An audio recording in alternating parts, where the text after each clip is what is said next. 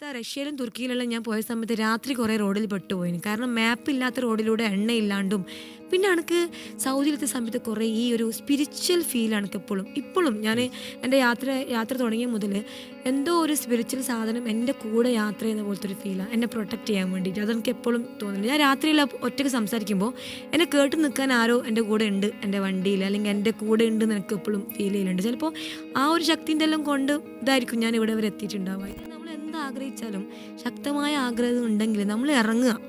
രണ്ട് സംശയത്തിന് മുകളിൽ നിൽക്കരുത്. ഇറങ്ങിയാൽ എന്തായാലും വിജയിക്കും. നമ്മൾ ഇറങ്ങാതിരിക്കുമ്പോൾ അതൊരു മറഞ്ഞ കാര്യമാണ്. അതിപ്പോൾ ഒരിക്കലും പ്രാക്ടിക്കൽ ആവുന്നില്ലല്ലോ. രണ്ടും കൽപ്പിച്ചിറങ്ങുക.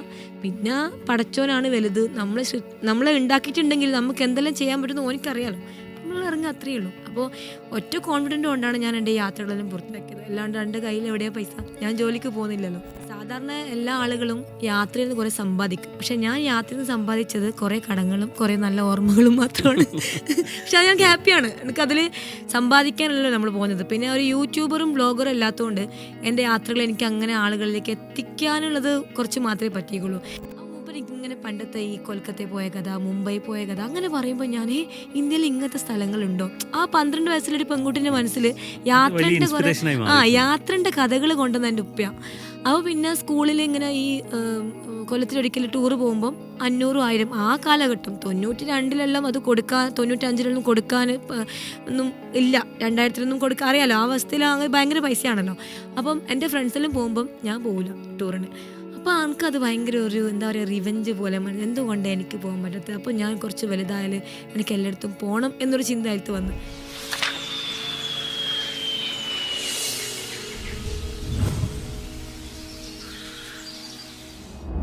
യാത്രക്കിടയിൽ പനി പിടിച്ചു, കിടന്നുപോയി, ക്ഷീണിച്ചു. അതുപോലെ തന്നെ തിബറ്റിൽ അതുപോലെ കുറച്ച് കോംപ്ലിക്കേഷനിലേക്ക് ഇങ്ങനെ യാത്രക്കിടയിൽ ഉണ്ടാകുന്ന ഇത്തരം പ്രതിസന്ധികൾ, പ്രത്യേകിച്ച് നമ്മുടെ ശരീരം പ്രയാസപ്പെടുമ്പോൾ യാത്ര മുന്നോട്ട് പോകാൻ വലിയ പ്രശ്നമാണ്. രണ്ടാമത് സഹായിക്കാൻ ഒരാളില്ലാത്തൊരു സ്ഥലമാണ്. ഇത്തരം സ്ഥലങ്ങളിൽ എങ്ങനെയാണ് അതിനൊക്കെ അതിജയിച്ചുകൊണ്ട് മുന്നോട്ട് പോകുന്നത്? അത് എന്നോട് കുറേ ആൾക്കാർ ചോദിച്ചത്, നിങ്ങൾക്ക് എങ്ങനെയാണ് ഇങ്ങനെ ചെയ്യാൻ പറ്റുക? കാരണം രോഗങ്ങളൊന്നും എനിക്ക് വരുത്തില്ല. രാത്രി ചെയ്യുമ്പോൾ തീരെ വരുന്ന സാധനം രോഗങ്ങൾ വരും. പക്ഷേ ഈ പറയുന്ന പോലെ എപ്പോഴെങ്കിലും ഒരു പനി പെട്ടെന്ന് ഈ ക്ലൈമറ്റ് മാറുമ്പോൾ ഉള്ളൊരു ഇത് മാത്രമേ ഉള്ളൂ. ഒന്നാമത് ഞാൻ സമയത്തിന് ഭക്ഷണം കഴിക്കില്ല. ചിലപ്പോൾ അതായിരിക്കാം. സാധാരണ ആൾക്കാർ എന്താ പറയുക, സമയത്തിന് നിന്നിക്കില്ലെങ്കിൽ രോഗം വരുന്നത്. പക്ഷെ ഞാൻ ഒരു രാവിലെ തിന്നാൽ പിന്നെ 2 ദിവസം ചിലപ്പോൾ മോന്തിക്കെല്ലാം തിന്നാലും ഇല്ലെങ്കിൽ ചിലപ്പോൾ അങ്ങനെ ഭക്ഷണം കഴിക്കില്ല. വളരെ എപ്പോഴും എൻ്റെ വയറ് കാഞ്ഞുകൊണ്ടേയിരിക്കും.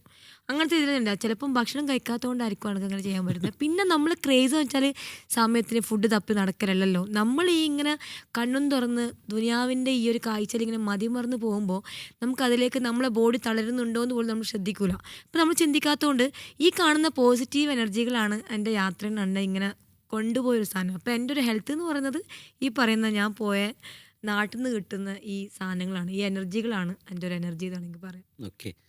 പിന്നെ അവിടെ നിന്ന് അങ്ങോട്ട് മംഗോളിയൻ യാത്രകളെ കുറിച്ച്. മംഗോളിയ പിന്നെ ഞാൻ പറഞ്ഞില്ലേ, അഫ്ഗാൻ കഴിഞ്ഞ 2ാമത്തെ അധ്യായം മംഗോളിയാണ്.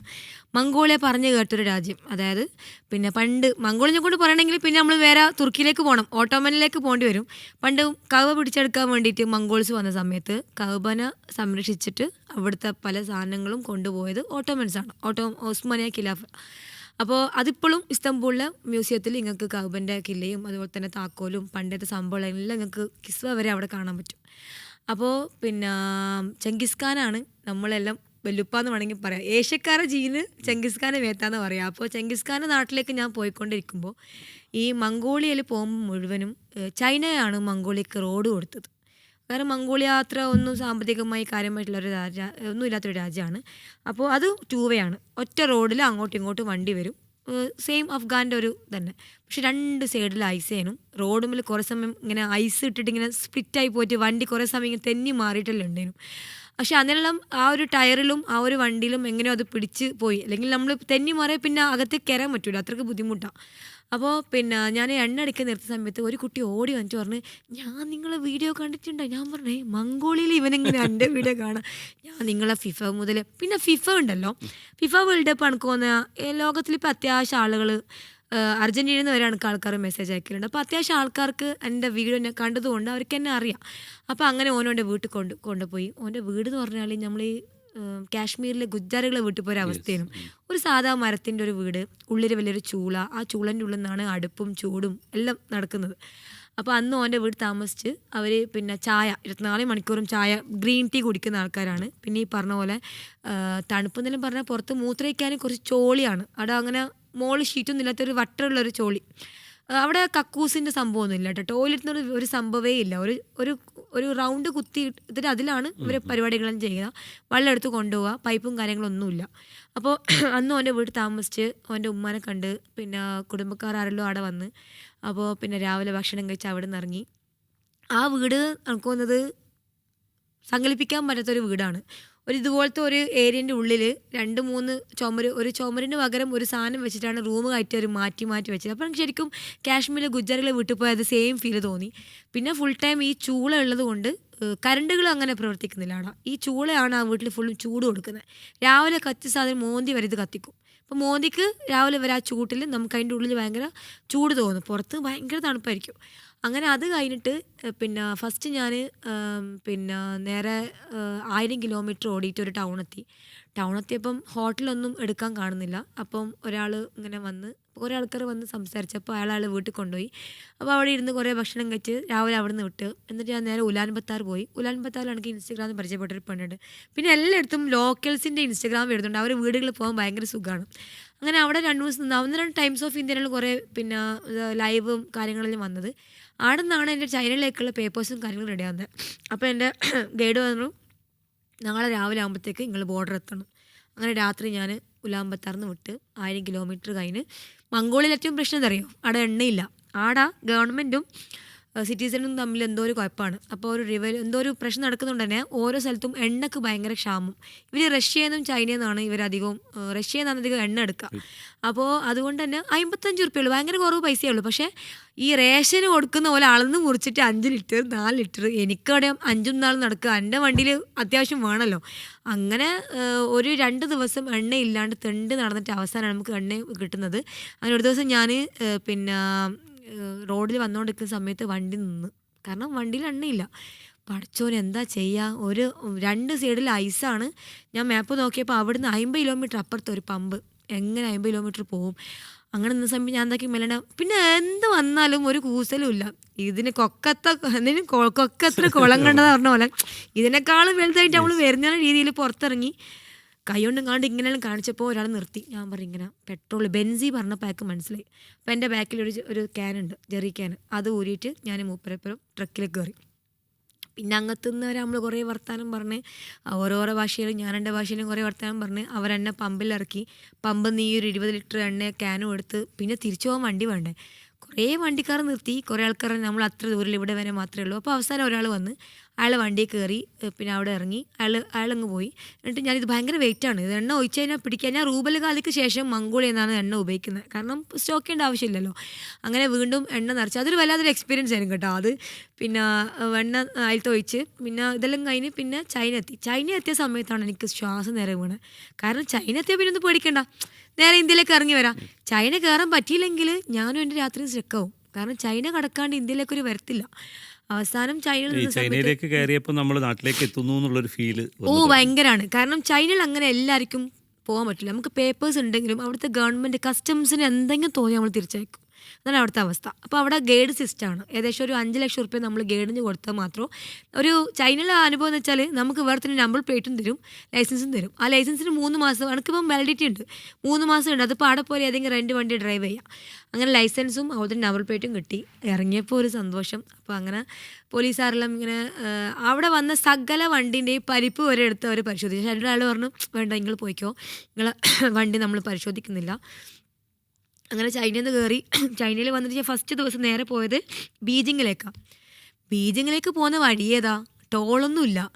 ഞാൻ പറഞ്ഞു ഇതാ ചൈന. നോക്കുമ്പോൾ 2 സൈഡിൽ കാട് പോലത്തെ വഴി, ഒന്നും കാണുന്നില്ല. കുറേ പശുക്കളെല്ലാം ഇവർ ഈ വലൻ്റെ ഉള്ളിലുണ്ടാവുക. പശുക്കളൊന്നും റോഡിലേക്ക് വരില്ല. അതേസമയം UP പോയ സമയത്ത് ഫുള്ളും റോഡിൽ പശുക്കളായിരുന്നു.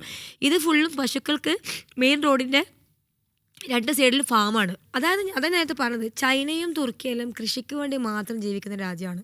അപ്പോൾ പശുക്കളെല്ലാം ഇവർ മെയിൻ റോഡിൻ്റെ 2 സൈഡിൽ വലിയ വലൻ്റെ ഉള്ളിലാക്കിയിട്ടാണ് വളർത്തുക. വേലി കെട്ടിയിട്ടുണ്ടാവും. അപ്പോൾ പോകുമ്പോൾ പശുക്കൾ 2 സൈഡിൽ ഇങ്ങനെ ഇരിക്കുന്നുണ്ടാവും. ഗോതമ്പിൻ്റെ കൃഷി ഉണ്ടാവും, ഇത് പിന്നെ പച്ചക്കറീൻ്റെ കൃഷി ഉണ്ടാവും. അതിങ്ങനെ നോക്കും. രാത്രി പോകുമ്പം എവിടെയും ഹൈവേ ഇല്ല. ഇത് ഏതോ ഒരു ഇരുട്ട് റോഡിലൂടെ ഇങ്ങനെ പോകുന്ന നോക്കുമ്പോൾ ഞാൻ ടോള് പിടിക്കാണ്ട് ഇപ്പുറത്തെ റോഡിലൂട്ടേ വന്നത്. രാവിലെ ബീജിങ് പോയിട്ട് നേരെ നമ്മളെ ചൈനേൻ്റെ വൻമതിൽ കണ്ട്. അത് കണ്ടപ്പം എന്തോ ലോകത്തിൻ്റെ 2ാമത്തെ വിസ്മയത്തിന് മുന്നിൽ നിൽക്കുമ്പോൾ സന്തോഷമുണ്ടല്ലോ. ഞാൻ ആകെ ഒരു 3 കിലോമീറ്റർ നടന്നിക്കുള്ളൂ. ചില പ്രായമുള്ള ആൾക്കാർ അങ്ങ് കയറിപ്പോകുന്ന രാവിലെ 5 മണി, ഇത് ചില ആൾക്കാർ എക്സസൈസ് ആയിട്ട് മാറ്റി. രാവിലെ 5 മണി മുതൽ വൈകുന്നേരം വരെ കയറി ഇറങ്ങുന്ന ആൾക്കാർ ഇഷ്ടമില്ല. അതായത് ചൈനയിൽ ഇനി 80 വയസ്സുള്ള ആൾക്കാർ നടക്കുമ്പോൾ 20 വയസ്സുള്ള ഇന്ത്യക്കാർക്ക് ഒപ്പം നടക്കാൻ പറ്റില്ല. ഇവർ ഉസൈൻ ബോൾട്ട് പോലെ ഇവരോട് പോക്കാൻ പോവാം, നമ്മൾ എത്ര വെച്ചിട്ട് പോവാം. അങ്ങനെ അത് കഴിഞ്ഞു, ബീജിങ് കഴിഞ്ഞു വന്ന് പിന്നെ നേരെ ഞാൻ ഇവൂല് പോയി. അങ്ങനെ നൻജിങ്, ഷങ്ഹായി പോയി. ഷങ്ഹായിൽ നിന്ന് പിന്നെ ഗോങ്സോയിൽ പോയി. പിന്നെ ഇവിടെ എല്ലാം മലയാളീസ് ഇഷ്ടം പോലെ ഉണ്ട്. കുറേ മലയാളികൾ ഇവിടെ താമസിച്ചു. അങ്ങനെ ലാസ്റ്റ് ഗൈഡ് വിളിച്ചു പറഞ്ഞ് വിസ തീരാനായി, ഇത് നമ്മൾ അടുത്ത പിന്നെ വലിയൊരു ടാസ്ക് ടിബറ്റാണ്. ഇന്നലെ 5 വണ്ടികൾ മറിഞ്ഞു, 5 ടൂറിസ്റ്റ് വണ്ടി മറിഞ്ഞു, 5 ലോക്കൽസിൻ്റെ വണ്ടി മറിഞ്ഞു. ആൾക്കാർ മരിച്ചിട്ടുണ്ട്. നിങ്ങൾ നോക്കിയിട്ട് പോകണം, ഐസിൻ്റെ സ്ലിപ്പാവും, ചെയിൻ വാങ്ങി ഇട്ടോന്നെല്ലാം പറഞ്ഞു. ഞാൻ പറഞ്ഞു ചെയിനിൻ്റെ ആവശ്യമൊന്നുമില്ല, ഇതിനേക്കാൾ ഐസിൽ മംഗോളിയിൽ നിന്ന് വന്നിട്ട് നമുക്ക് നോക്കാമെന്ന് പറഞ്ഞു. അങ്ങനെ ടിബറ്റിൽ നിന്ന് ഞാൻ ഗോങ്സോന് ഷിനിങ് വരെ 2900 കിലോമീറ്റർ 40 മണിക്കൂർ കൊണ്ട് ഓടിയെടുത്ത്. നല്ല റോഡാണ്. ഇടയ്ക്ക് നിർത്തും, ഒരു കോഫി കുടിക്കും, ഉറങ്ങുമൊന്നുമില്ല, ജസ്റ്റ് ഒന്ന് വാഷ്റൂം പോവും, നിസ്കരിക്കും. ആ ഒരു സമയം ഒരു 10 മിനിറ്റ് മാത്രമേ എടുക്കുകയുള്ളൂ 4-5 മണിക്കൂർ കൂടുമ്പോൾ ഒറ്റ ഓട്ടത്തിൽ. പിന്നെ ഡ്രൈവിങ്ങിൻ്റെ ആ ഒരു റൂട്ടിൽ നമ്മൾ ആ ട്രാക്കിൽ കയറി കഴിഞ്ഞാൽ പിന്നെ അത് തന്നെ പാട്ടും വെച്ച് കുറേ പാട്ടും പാടി കുറേ ഒറ്റക്ക് വർത്താനം പറഞ്ഞ് ഞാൻ തന്നെ എൻ്റെ ഇൻ്റർവ്യൂവിൽ എടുത്തിട്ട് ഇങ്ങനെ പോവാം. അതുകൊണ്ട് പിന്നെ ആ ഒരു ലെവലായത് കൊണ്ട് ഒരിക്കലും ബോറടിക്കില്ല, ഞാൻ തന്നെ സംസാരിക്കുമല്ലോ എന്നോട് തന്നെ. അങ്ങനെ അവിടെ എത്തി. അപ്പോൾ അവിടെ നിന്നാണ് നമ്മളൊരു ഗൈഡ് വരുന്നത്. ടിബറ്റിൽ ഒരു ഗൈഡില്ലാണ്ട് അവിടുത്തെ ഗവൺമെൻറ് ഒന്നും ചെയ്യില്ല. കാരണം ടിബറ്റ് ഇപ്പം ചൈനയുടെ ഒരു രാജ്യമാണ്. അപ്പോൾ അവിടെ എന്തുണ്ടെങ്കിലും ഇവരെ വഴി നമുക്ക് ചെയ്യാൻ പറ്റും. ആ ഒരു ലേഡിയാണ് ഓൾ എൻ്റെ കൂടെ വന്ന്. അപ്പോൾ ഓളോട് പറഞ്ഞ് നമ്മൾ ഡെയിലി ഒരു 800 ഓടണം, എന്നാലും നമുക്ക് 5 ദിവസം പെർമിറ്റുള്ളൂ. അപ്പോൾ ഞാൻ പറഞ്ഞു ഇല്ല, ഓൾ 400. ഞാൻ പറഞ്ഞു ഞാൻ 800 ഓടിക്കാം, നമുക്ക് മാക്സിമം ഓടെന്ന് പറഞ്ഞു. ഫസ്റ്റ് ദിവസം ഭയങ്കര ആവേശനും. ഓൾ പറഞ്ഞു നിങ്ങൾക്ക് അക്ലിമിറ്റേഷൻ. ഞാൻ പറഞ്ഞു എന്ത് ഇതും തണുക്കൊന്നും വരില്ല എന്ന് പറഞ്ഞിട്ട് ഭയങ്കര ആവേശം. രാവിലെ 6 മണിക്ക് ഡ്രൈവ് ചെയ്തിട്ട് പിന്നെ എനിക്കിതിങ്ങനെ വരാം. ഞാനൊന്നും തിന്നിട്ടില്ല.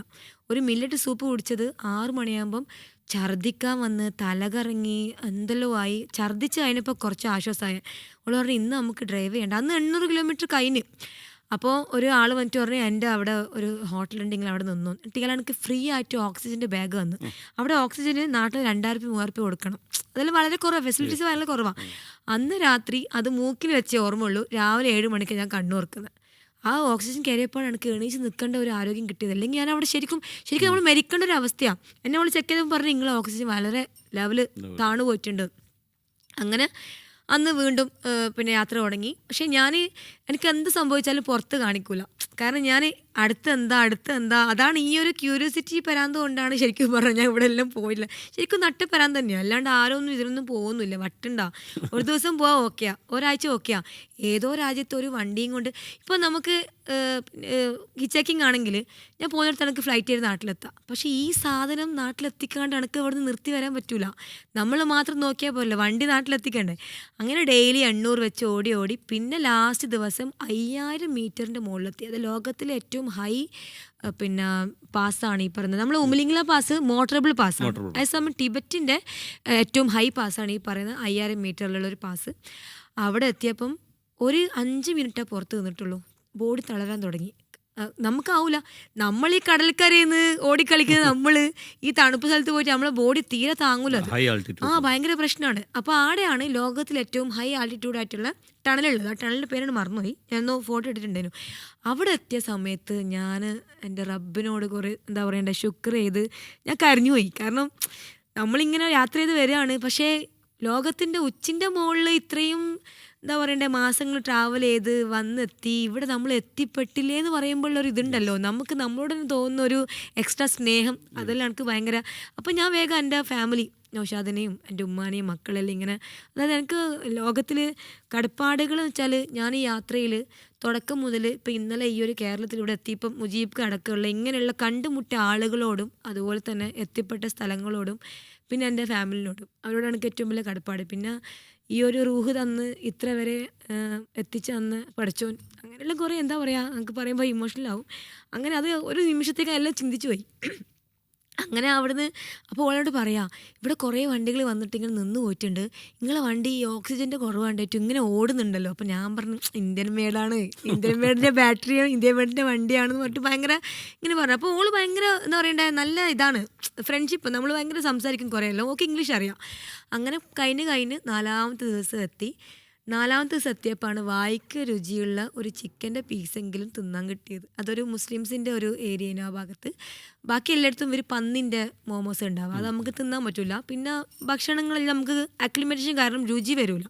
അപ്പോൾ അന്ന് രാത്രി അവിടുന്ന് ഭക്ഷണം കഴിച്ച് ഓരോട് യാത്ര പറഞ്ഞ് പിന്നെ ടിബറ്റ് കഴിഞ്ഞ് നേപ്പാൾ എത്തി. നേപ്പാൾ ബോർഡർ എത്തിയപ്പം അയാൾ എന്നോട് ചോദിക്കുക, നിങ്ങളിപ്പോൾ എവിടുന്നാണ് വരുന്നത്? ഞാൻ പറഞ്ഞു ചൈനയിൽ നിന്നാണ്.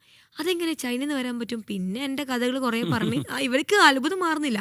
ഞാൻ പറയും കഴിഞ്ഞ 16 മാസമായിട്ട് യാത്ര ചെയ്യുന്ന ഒരു വണ്ടിയാണ്. അപ്പോൾ അയാൾ എനിക്കിത് കൈ കൂടെ. ഞാൻ പറയും എങ്ങനെ കഴുകാൻ, ഫുള്ള് ഡെയിലി ചളിയാണ്, കഴുകാനൊന്നും പറ്റൂല.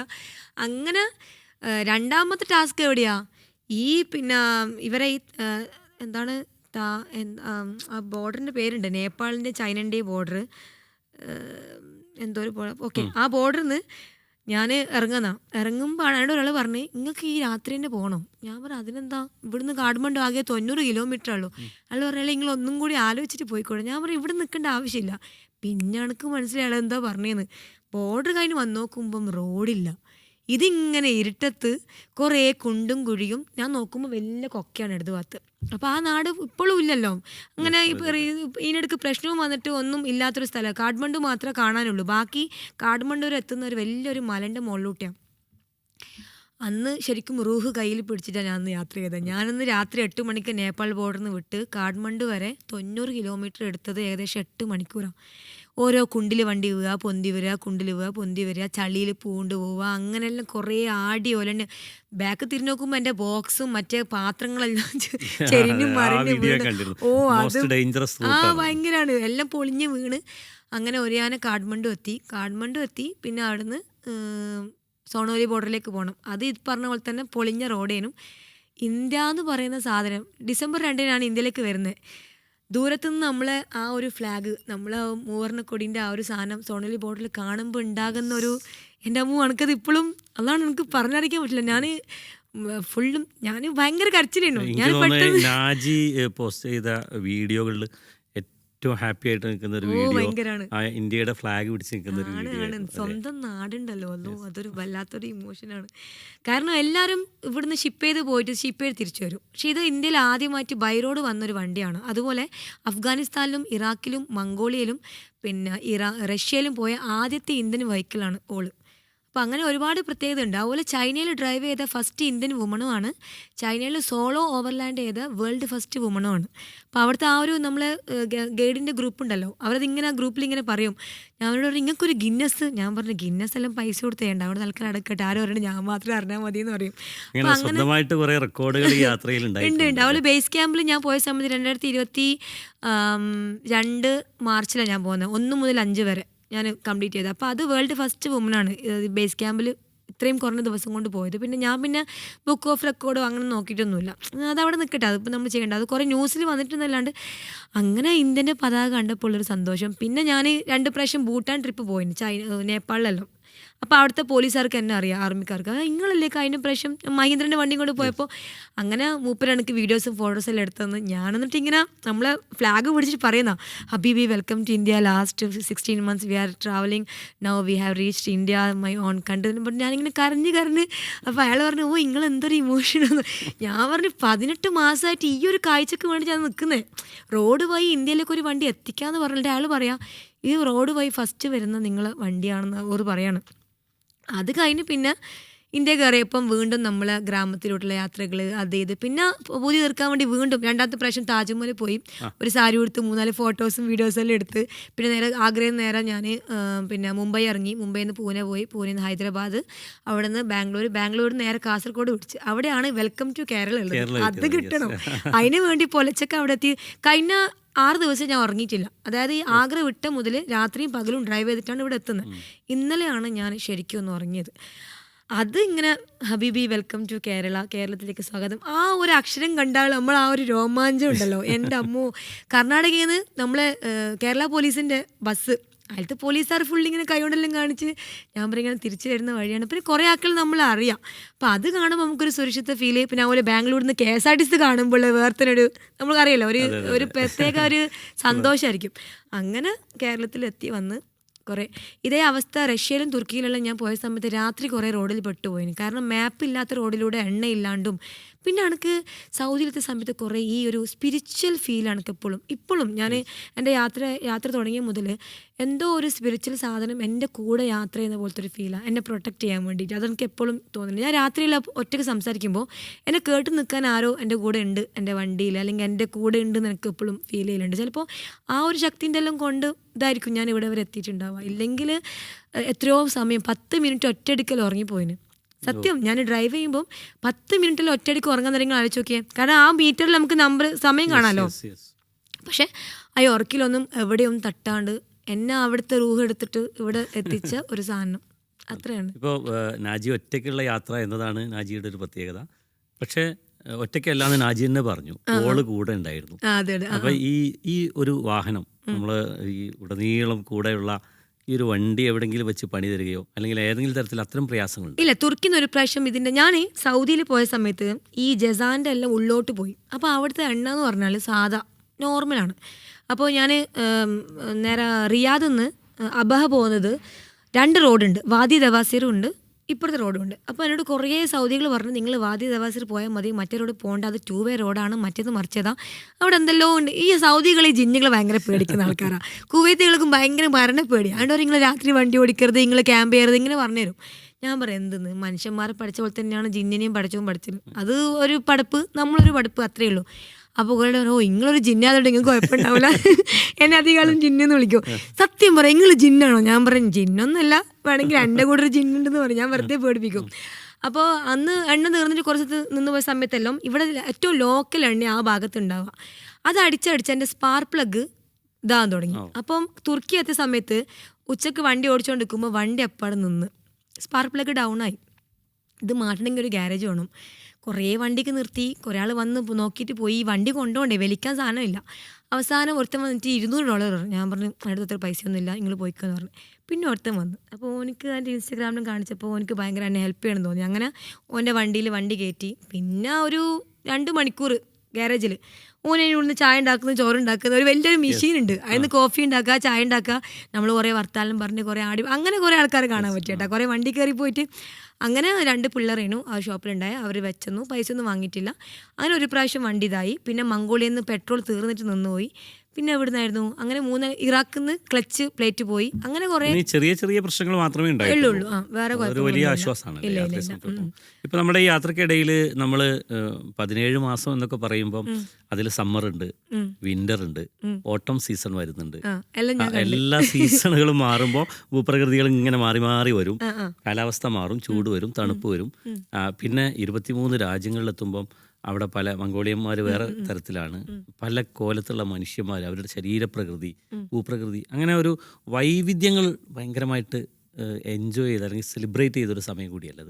കോസ്റ്റ്യൂമൊക്കെ ഓരോ സ്ഥലങ്ങളിലുള്ള മാറ്റങ്ങൾ. ഞാൻ ശരിക്കും ഡ്രസ്സ് ഇടാൻ തുടങ്ങിയത് ഇങ്ങ് തായല് ഹൈദരാബാദ് എത്തിയപ്പോൾ ശരിക്കും ഞാൻ നോർമൽ കുപ്പായം, അതുവരെ ഭയങ്കര തണുപ്പാണ്, ഫുള്ള് ഈ ജാക്കറ്റും കോട്ടും. പിന്നെ ഞാൻ ടിബറ്റിൽ എത്രയോ ദിവസം കഴിഞ്ഞിട്ട് ഗോരഖ്പൂർ എത്തി. പിന്നെ ഒരു 15 ദിവസം ഞാൻ കുളിക്കുന്നത്, കാരണം തണുപ്പാണ്, കുളിക്കാൻ പറ്റുന്ന അവസ്ഥയില്ല. അപ്പോൾ എന്നോട് ആദ്യം ഓള് പറഞ്ഞിട്ടുണ്ട് നിങ്ങൾ പോയപാടെ കുളിക്കരുത്. ടിബറ്റ് ഞാൻ കുളിച്ചിട്ടേ ഇല്ല, കാരണം നമ്മളെ ബോഡി പനിച്ച് കിടക്കും. ഇവർക്ക് ഓക്കെയാണ്, നമുക്കത് പെട്ടെന്ന് നമ്മളെ ബോഡി താങ്ങൂല. അപ്പോൾ കുറേ ദിവസം കഴിഞ്ഞ് ഈ നാട്ടിലെത്തി. അതുകൊണ്ട് ഇപ്പോൾ എനിക്കിപ്പം ഭയങ്കര തൊണ്ടവേദനയും സൗണ്ടില്ല.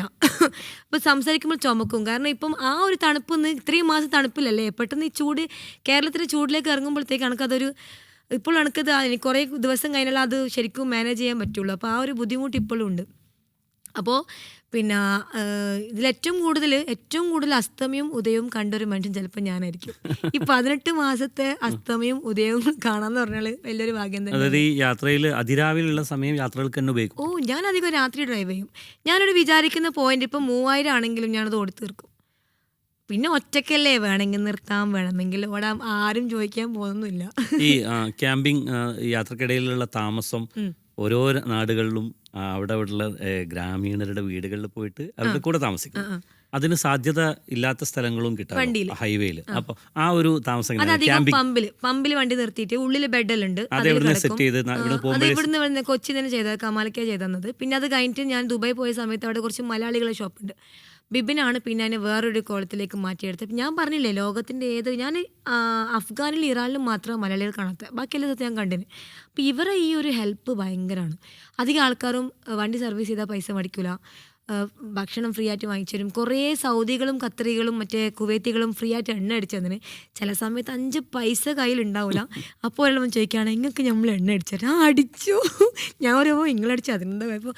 അങ്ങനെ ചോദിക്കുമ്പോൾ ഞാൻ യാത്രയിൽ മുഴുവനും പൈസ കെട്ടിപ്പിടിച്ച് പോയ യാത്രയല്ല. ഞാൻ വെറും 200 ദിർഹംസ് കൊണ്ടാണ് ഞാൻ ദുബായിൽ നിന്ന് സ്റ്റാർട്ട് ചെയ്യുന്നത്. പക്ഷേ ആ 200 ദിർഹംസാണ് ഇപ്പം മീഡിയ വൺ പ്രോഗ്രാമിലേക്ക് ഞാൻ എത്തിച്ചത്. അതായത് നമ്മൾ എന്താഗ്രഹിച്ചാലും ശക്തമായ ആഗ്രഹം ഉണ്ടെങ്കിൽ നമ്മൾ ഇറങ്ങുക. 2 സംശയത്തിന് മുകളിൽ നിൽക്കരുത്.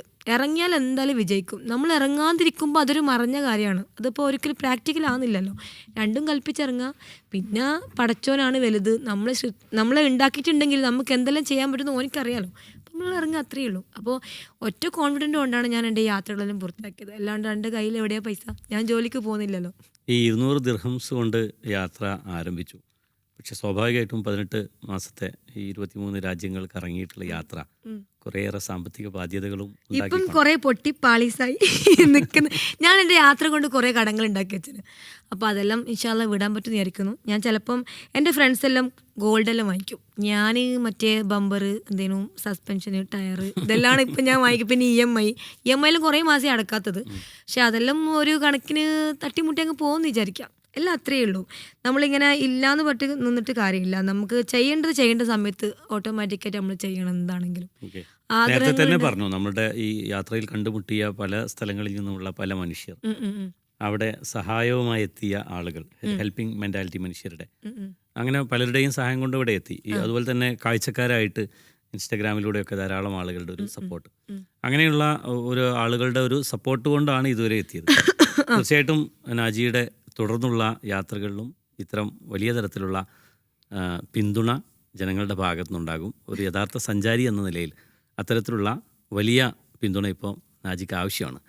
പ്രത്യേകിച്ച് നാജിയുടെ കുവൈത്തിലും സൗദിയിലും പോയ സമയത്ത് കുറേ മലയാളികളുണ്ട്. അവരവർ ഷോപ്പിൽ വിളിച്ചിട്ട് ഇൻസ്റ്റഗ്രാമിൽ സ്റ്റോറി വീഡിയോ ചെയ്യിപ്പിക്കുമ്പോൾ അവർ തരുന്നൊരു ഫണ്ടുണ്ട്. അതാണ് ഞാൻ എൻ്റെ യാത്രക്ക് അധികം ഉപയോഗിച്ചത്. പക്ഷേ അത് മുഴുവനും തീർന്ന് ചൈനയിലാണ്. കാരണം ഈ കുവൈത്ത് വിട്ടപ്പോൾ പിന്നെ മലയാളീസ് എവിടെയില്ല. പിന്നെ ബാക്കി രാജ്യങ്ങളിൽ ഈ ഉണ്ടാക്കി വെച്ച പൈസയിൽ നിന്നാണ് ഞാൻ അധികം ഡെയിലി എന്താ ചെയ്യുന്നത് വെച്ചാൽ എൻ്റെ ഭക്ഷണത്തിന് ഞാനങ്ങനെ പൈസ നോക്കുകയില്ല. ഞാൻ ഭക്ഷണം കഴിക്കൽ വളരെ കുറവാണ്. ഞാൻ പെട്രോളും വിസയുമാണ് എൻ്റെ മെയിൻ. അതാ ഫോക്കസ് ചെയ്യുക. ഞാൻ തിന്നിട്ടില്ലെങ്കിലും എനിക്ക് കുഴപ്പമില്ല. ഒരു വെള്ളം, ഒരു മുട്ടയോ അല്ലെങ്കിൽ ഒരു ബ്രെഡിലോ തന്നെ ഒരു ദിവസം എൻ്റെ ഫുഡ് ഞാനങ്ങ് സെറ്റ് ചെയ്യും. പക്ഷേ സാധാരണ എല്ലാ ആളുകളും യാത്രയിൽ നിന്ന് കുറേ സമ്പാദിക്കും. പക്ഷേ ഞാൻ യാത്രയിൽ നിന്ന് സമ്പാദിച്ചത് കുറേ കടങ്ങളും കുറേ നല്ല ഓർമ്മകളും മാത്രമാണ്. പക്ഷെ അത് ഞാൻ ഹാപ്പിയാണ്. എനിക്കതിൽ സമ്പാദിക്കാനല്ലോ നമ്മൾ പോകുന്നത്. പിന്നെ ഒരു യൂട്യൂബറും ബ്ലോഗറും അല്ലാത്തതുകൊണ്ട് എൻ്റെ യാത്രകൾ എനിക്ക് അങ്ങനെ ആളുകളിലേക്ക് എത്തിക്കാനുള്ളത് കുറച്ച് മാത്രമേ പറ്റിയുള്ളൂ. ചില ആളുകൾക്കൊരു പ്രശ്നമുണ്ട്, നമ്മൾ കാണുന്നത് നമ്മൾ മാത്രം കണ്ടാൽ മതി എന്നുള്ള രീതിയിൽ. അപ്പോൾ അങ്ങനെയുള്ള രീതിയിൽ കുറച്ച് മാത്രം. പിന്നെ ഞാൻ പോയ സമയം ഈജിപ്തിൽ അതിൻ്റെ ഇടയ്ക്ക് ഒരു പോക്ക് പോയി. അപ്പോൾ ഷാഫി ഇമാമിൻ്റെ സ്ഥലത്തിലും പോയപ്പോൾ കുറച്ച് ഈ ചരിത്രം അന്വേഷിക്കുന്ന ഒരാളാണ്. അതുകൊണ്ടാണ് ഞാൻ ഓൾ ഇന്ത്യയിലേക്ക് ഫസ്റ്റ് പോയത്. ആ ഓൾ ഇന്ത്യക്ക് ശേഷമാണ് പിന്നെ മറ്റുള്ള രാജ്യങ്ങൾ കാണണം തോന്നി. അപ്പോൾ ഈ ക്യൂരിയോസിറ്റിൻ്റെ മുകളിൽ തുടങ്ങിയ യാത്രകളാണ് ശരിക്കും എല്ലായിടത്തും എത്തിച്ചത്. പണ്ട് സ്കൂളിൽ പഠിക്കുമ്പോൾ ഞാൻ എല്ലാവരും ചോദിച്ചു, എനിക്ക് കുറേ മെസ്സേജ് വരും, നിങ്ങൾക്ക് എങ്ങനെയാണ് ഇത്ര കാര്യം പൈസ? അപ്പോൾ ഞാൻ ആലോചിക്കും എന്ത് പൈസ, എൻ്റെ ബാങ്ക് ബാലൻസ് ഞാൻ നോക്കൂല, കാരണം ബാലൻസ് നോക്കിയാൽ നമുക്ക് വിഷമമാവും. അപ്പോൾ പിന്നെ പണ്ട് സ്കൂളിൽ പഠിക്കുമ്പോൾ ഒരു 90 കിഡ്സിൻ്റെ അവസ്ഥ അതാണ്. കാരണം ഞാനൊരു സാധാരണ നോർമൽ ഫാമിലി ജനിച്ചത്. ഒരു മിഡിൽ ക്ലാസ് ഫാമിലിയാണ്. ഉപ്പ സെയിൽസ്മാനാണ് കോഴിക്കോട്. അപ്പോൾ പിന്നെ ആഴ്ചയിലൊരിക്കൽ ഉപ്പ കോഴിക്കോട് നിന്ന് വരുമ്പം ഉപ്പ മുഹമ്മദ് റാഫിൻ്റെ ഭയങ്കര ഫാനാണ്. മൂപ്പരിപ്പം ഇല്ല, കഴിഞ്ഞ മാർച്ചിൽ മരണപ്പെട്ടു പോയി. എൻ്റെ കൂടെ സൗദിയിൽ ഇവിടെ ദുബായിലുണ്ടായിരുന്നു. അപ്പോൾ പിന്നെ മൂപ്പര് ഒരു ദിവസം മുംബൈയിൽ നിന്ന് വന്നപ്പോൾ വലിയൊരു പെട്ടി കൊണ്ടുവന്നു. അപ്പം ഞാനും എൻ്റെ ഇത്താത്ത ഞങ്ങളെല്ലാം ചോക്ലേറ്റ് ആയിരിക്കും മുട്ടായിരിക്കും നോക്കുമ്പോൾ റാഫിൻ്റെ 5000 കേസറ്റായിട്ട് മൂപ്പര് കൊണ്ടുവന്നിട്ട് എപ്പോൾ എല്ലാ ഞായറാഴ്ച ഇതിങ്ങനെ അപ്പോൾ പണ്ട് ഇപ്പോൾ ഒരു 12 വയസ്സിൽ നാട് വിട്ടുപോയി. ഇപ്പോൾ പണ്ട് അങ്ങനെയാണല്ലോ, വീടിങ്ങനെ ട്രെയിനിൽ കയറി പോക്കാം. അപ്പോൾ മൂപ്പര് ഇങ്ങനെ പണ്ടത്തെ ഈ കൊൽക്കത്തയിൽ പോയ കഥ, മുംബൈ പോയ കഥ അങ്ങനെ പറയുമ്പോൾ ഞാൻ ഇന്ത്യയിൽ ഇങ്ങനത്തെ സ്ഥലങ്ങളുണ്ടോ? ആ 12 വയസ്സിലൊരു പെൺകുട്ടിൻ്റെ മനസ്സിൽ യാത്രൻ്റെ കഥകൾ കൊണ്ടുവന്ന എൻ്റെ ഉപ്പയാണ്. അപ്പോൾ പിന്നെ സ്കൂളിൽ ഇങ്ങനെ ഈ കൊല്ലത്തിലൊരിക്കൽ ടൂറ് പോകുമ്പം 500, 1000 ആ കാലഘട്ടം 92-ലെല്ലാം അത് കൊടുക്കാൻ 95-ലൊന്നും കൊടുക്കാൻ ഒന്നും ഇല്ല, 2000-ലൊന്നും കൊടുക്കാൻ അറിയാലോ, ആ അവസ്ഥയിൽ ഭയങ്കര പൈസയാണല്ലോ. അപ്പം എൻ്റെ ഫ്രണ്ട്സെല്ലാം പോകുമ്പം ഞാൻ പോകില്ല ടൂറിന്. അപ്പോൾ എനിക്കത് ഭയങ്കര ഒരു എന്താ പറയുക റിവെഞ്ച് പോലെ എന്തുകൊണ്ട് എനിക്ക് പോകാൻ പറ്റാത്തത്. അപ്പോൾ ഞാൻ കുറച്ച് വലുതായാൽ എനിക്ക് എല്ലായിടത്തും പോകണം എന്നൊരു ചിന്ത അതിലത്ത് വന്ന്. പിന്നെ കല്യാണം കഴിഞ്ഞ് നൗഷാദിനെ കല്യാണം കഴിച്ച് 18 വയസ്സ് കല്യാണം കഴിച്ച് ഞാൻ മൂപ്പരെ കൂടെ പല സ്ഥലത്തും പോയി. പിന്നെ ഡ്രൈവിങ് പഠിച്ചപ്പോഴാണ് എനിക്ക് വണ്ടി ഓടിക്കാൻ പറ്റും, കുഞ്ഞു യാത്രകൾ ചെയ്യാൻ തുടങ്ങി. 2021 ഓൾ ഇന്ത്യ പോയി. പിന്നെ ആ ഒരു പോക്കന്നെ ഇങ്ങനെ തഴുകി ഇങ്ങനെ പറയുക ഉന്തി നമ്മളെ ഓരോ സ്ഥലത്തേക്ക് എത്തിച്ച്. നമ്മൾ ആദ്യത്തെ ഒരു കേരളത്തിൽ ആദ്യം ചെറിയൊരു യാത്ര നടത്തി, ഏതാണ്ട് എല്ലാ സ്ഥലങ്ങളിലും പോയി. പക്ഷെ അത് സ്വന്തം ഒരു ആത്മസംതൃപ്തിക്ക് വേണ്ടി നടത്തിയ യാത്രയായിരുന്നു. അത് കഴിഞ്ഞ് ഓൾ ഇന്ത്യ യാത്ര നടത്തി. അത് അവിടെ നിന്നാണ് ഓള് വരുന്നത്. അതാണ് ഞാനൊരു അതായത് എൻ്റെ ആ ഓൾ ഇന്ത്യക്ക് ഞാൻ പേരിട്ടത് എന്ത് പേരിടും. അപ്പം ഞാൻ പറഞ്ഞു ഓൾ ഇന്ത്യ ട്രിപ്പ്, ഓൾ അല്ല all India trip, all Everest base camp, എൻ്റെ എല്ലാ സീരീസും ഞാൻ ആ പേരെ കൊടുത്തു. അവസാനം വണ്ടി ഇറക്കിയപ്പോൾ വണ്ടിക്കൊരു പേര് വേണം. എന്തിന് ഓള് നിട്ടാൽ പോരെ. ഇപ്പോൾ ഓളെന്ന് പറയുമ്പം നമ്മൾ ഈ ലോകത്തിലുള്ള എല്ലാ പെണ്ണുമാണ്. നമ്മൾ തലശ്ശേരി ഭാഷയിൽ ഓള് പറഞ്ഞാൽ അവളാണ്. അപ്പോൾ എൻ്റെ വണ്ടി ഇപ്പോഴും ആഗ്രഹങ്ങൾ പൂർത്തീകരിക്കാൻ പറ്റാത്ത അല്ലെങ്കിൽ പലതും ചെയ്യാൻ ഇഷ്ടപ്പെടുന്ന കുറേ പെൺകുട്ടികളുണ്ട്. അവരാണ് ശരിക്കും പറഞ്ഞാൽ ആ ഓള്. എൻ്റെ ഓളെന്ന് പറയുന്നത് അവർക്കും നാളെ പറ്റിയെന്ന് അവർ വിചാരിക്കുന്ന കാര്യങ്ങൾ ചെയ്യാൻ പറ്റണം എന്ന രീതിയിലാണ് ഞാൻ ഓരോ കാര്യങ്ങൾ ചെയ്യുന്നത്. ഇപ്പം ഒരു നാജി നൗഷി ട്രാവൽ പോയി നേരിച്ചിട്ട് നാളെ അത് വേറെ ആൾക്ക് ചെയ്തുവിടാന്നില്ല. പക്ഷേ ഇതന്നെയാണ് മെയിൻ പ്രശ്നം. നമുക്ക് എന്ത് ചെയ്യുമ്പോൾ ഒരു സംശയമായിരിക്കും. പൈസ എല്ലാം പിന്നെ വരുന്ന കാര്യമാണ്. ഫസ്റ്റ് നമ്മൾ ഇറങ്ങിയതിന് ശേഷം. അങ്ങനെയാണെങ്കിൽ ഇപ്പം അംബാനിയോ രത്തൻ ടാറ്റയോ ആരും ഉണ്ടാവില്ല അല്ലേ? അങ്ങനെ നോക്കുകയാണെങ്കിൽ ഓരോന്നോരോന്ന് ചെയ്ത് വരുമ്പോഴാണ് യുഗങ്ങൾ മാറി വരുമ്പോൾ, പുതിയ മനുഷ്യന്മാർ വരുമ്പോഴാണ് ഓരോ കാര്യങ്ങൾ മാറി വരിക. അപ്പോൾ എൻ്റെ ഓളെന്ന് പറയുന്നത് ലോകത്തിലുള്ള എല്ലാ പെണ്ണുങ്ങളാണ് എന്ന് ഞാൻ തീർച്ചയായിട്ടും. ആ ഓള് എന്നൊരു വണ്ടി എന്നൊക്കെ അതിൽ എഴുതി വെച്ചിട്ടുണ്ട് അല്ലേ? അറബിയിലും ഇംഗ്ലീഷിലും ആൾക്കാർക്ക് മനസ്സിലാവാൻ വേണ്ടി. അത് അതിന്റെ ഒരു ഐക്കണായിട്ട് മാറി. നാജിയുടെ ആദ്യത്തെ യാത്ര കഴിഞ്ഞ് ഇന്ത്യ മുഴുവൻ സഞ്ചരിച്ച് തിരിച്ചെത്തി ഞാനൊരു പുസ്തകം എഴുതി, ഓള് കണ്ട ഓള ഇന്ത്യ. അതെ അതെന്റെ ഭയങ്കര ഞാൻ പണ്ട് സ്കൂളിൽ പഠിക്കുമ്പം ഈ ഹിസ്റ്ററി കുറേ പഠിക്കും. അങ്ങനെയാണ് ഞാൻ ജാൻസിനെ കാണാൻ വേണ്ടിയിട്ടും കൂടിയാണ് ഓൾ ഇന്ത്യ പോയത്. എനിക്ക് ഈ ജാൻസി ഈ ലേഡീസിന് ഭയങ്കര കാര്യമാണ്. ഓളെ നമ്മളെ ഈ ഇന്ത്യ ചരിത്രം ബ്രിട്ടീഷുകാർ വരിക, മുഗളന്മാർ വരിക, അങ്ങനെ കുറേ കാര്യങ്ങൾ കണ്ട സമയത്ത് ഞാൻ ആ പുസ്തകം എപ്പോഴും രാത്രി ഡ്രൈവ് ചെയ്ത് വന്നാലും മോന്തിക്ക് എൻ്റെ പണിയെന്ന് വെച്ചാൽ ഇരുന്നിട്ട് ഇങ്ങനെ എഴുതുക ഒരു ഫോണിൽ.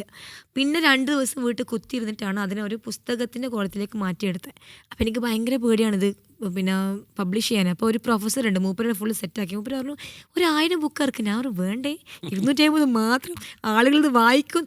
പിന്നെ ഞാൻ മനസ്സിലാക്കി ആൾക്കാർക്ക് ഇത് ഇപ്പോഴും ചോദിക്കും. അപ്പോൾ അത് വീണ്ടും ഒന്ന് ഓള് കണ്ട ഓൾ ഇന്ത്യ വീണ്ടും അതൊന്നും ഇറക്കാനുള്ള ഒരു പ്ലാനിലാണ് ഞാൻ. തീർച്ചയായിട്ടും ഓള് കണ്ട ഓള ഇന്ത്യ അല്ല, ഓള് കണ്ട ഓള ലോകം എന്ന പുതിയൊരു പുസ്തകം നമ്മൾ പ്രതീക്ഷിക്കണം. അത് വേണം, എന്തായാലും ചെയ്യണം. അതുപോലെ ആ പുസ്തകത്തിന് കുറേ പ്രത്യേകതകളുണ്ട്. അതിൻ്റെ അവതാരിക എഴുതിയത് നമ്മളെ SGK ആണ്, സന്തോഷ് ജോർജ്.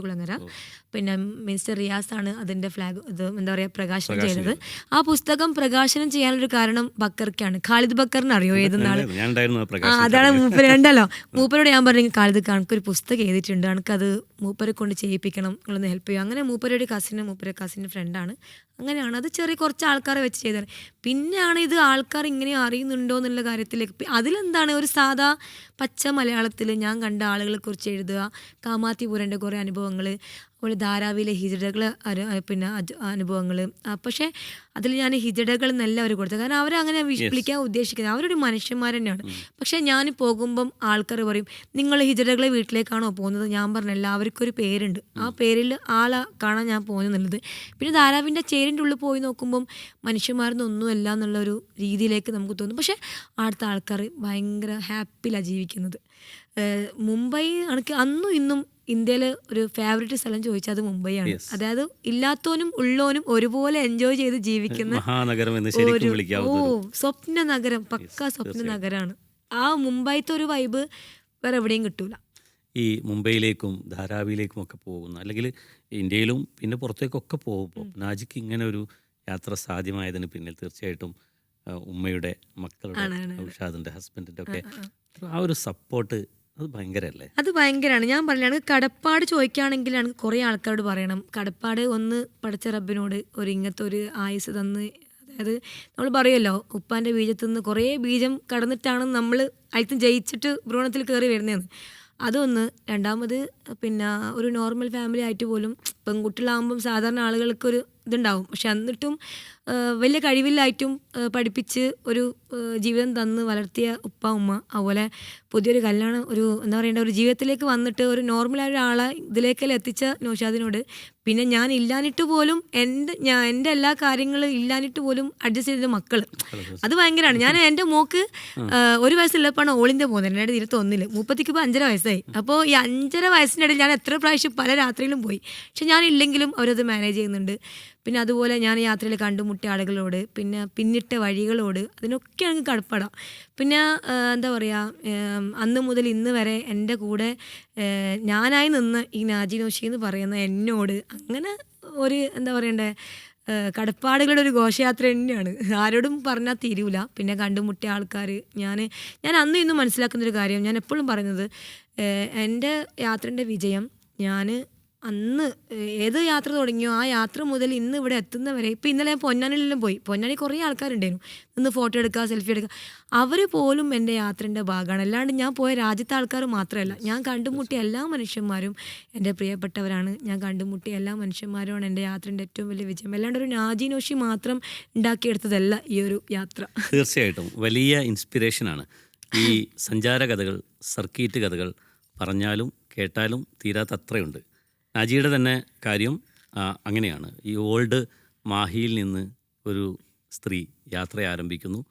അതിപ്പം 23 രാജ്യവും കടന്ന് തിരിച്ചെത്തിയിരിക്കുന്നു. വലിയൊരു സമയം, വ്യത്യസ്തരായ സ്ഥലങ്ങൾ, വ്യത്യസ്ത കാലാവസ്ഥകൾ, വ്യത്യസ്തരായ മനുഷ്യർ, ഇവരെയൊക്കെ കണ്ട് തിരിച്ചെത്തിയപ്പോൾ വലിയ അനുഭവങ്ങളുമായാണ് നാജി എത്തിയിരിക്കുന്നത്. അവസാനമായി സ്വാഭാവികമായിട്ടും ചോദിക്കുന്ന ഒരു ക്ലീശ ചോദ്യമുണ്ട്, എന്താണ് അടുത്ത പ്ലാൻ എന്താണ്? പഠിച്ചോനെ, ഇനി ഉമ്മ പുരക്ക് കയറ്റിയെങ്കിൽ അടുത്ത പ്ലാൻ നോക്കാം.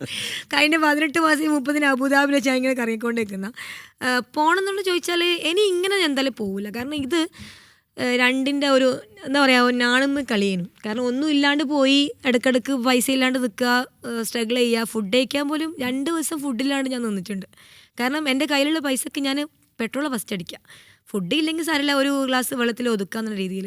അപ്പോൾ അങ്ങനെ ഭയങ്കര ബുദ്ധിമുട്ടാണ്. അപ്പോൾ ഞാൻ നേരത്തെ പറഞ്ഞില്ല, ഞാൻ സമ്പാദിക്കാത്തത് കൊണ്ടും സമ്പാദ്യം അത്ര ഫോക്കസ് അല്ലാത്തതുകൊണ്ടും ഈ ഇൻസ്റ്റഗ്രാമിൽ വരുന്ന കുറച്ച് കൊളാബറേഷൻ്റെ ഒരു എമൗണ്ട് 3-4 മാസം കൂടുമ്പോൾ ഒരു വീഡിയോ ചെയ്താൽ ആ പൈസ മാക്സിമം യൂസ് ചെയ്തിട്ടാണ് ഞാൻ എൻ്റെ ട്രിപ്പ് കംപ്ലീറ്റ് ചെയ്യുക. ഓരോ മാസവും ഓരോ ദിവസവും കഴിഞ്ഞു പോവുക. അപ്പോൾ ഇനി ഏതെങ്കിലും നല്ല രീതിയിൽ ആരെങ്കിലും ഒന്ന് വിളിക്കുകയാണെങ്കിൽ പോകും. പക്ഷെ അതിൻ്റെ ഇടയിൽ എനിക്കൊരു ആഫ്രിക്ക, യൂറോപ്പ് യാത്ര ചെയ്യണമെന്നുണ്ട്. അതാണ്. അപ്പോൾ ആഫ്രിക്ക, യൂറോപ്പ് ഒരു എൻ്റെ മനസ്സിലുള്ള ഒരു യാത്രയാണ്. ഇനി ഒരു ചാൻസ് കിട്ടുകയാണെങ്കിൽ അതായിരിക്കും ഞാൻ ചൂസ് ചെയ്യുക. തീർച്ചയായിട്ടും നാജിയെ സപ്പോർട്ട് ചെയ്ത, നാജിയുടെ കൂടെ നിന്ന ഒരുപാട് മനുഷ്യരുണ്ട്. അതിൽ കാഴ്ചക്കാരായിട്ടുള്ളവരും ധാരാളമായിട്ടുണ്ട്. നാജിയുടെ പുതിയ യാത്രകൾക്ക് എല്ലാവിധ ആശംസകളും. Thank you.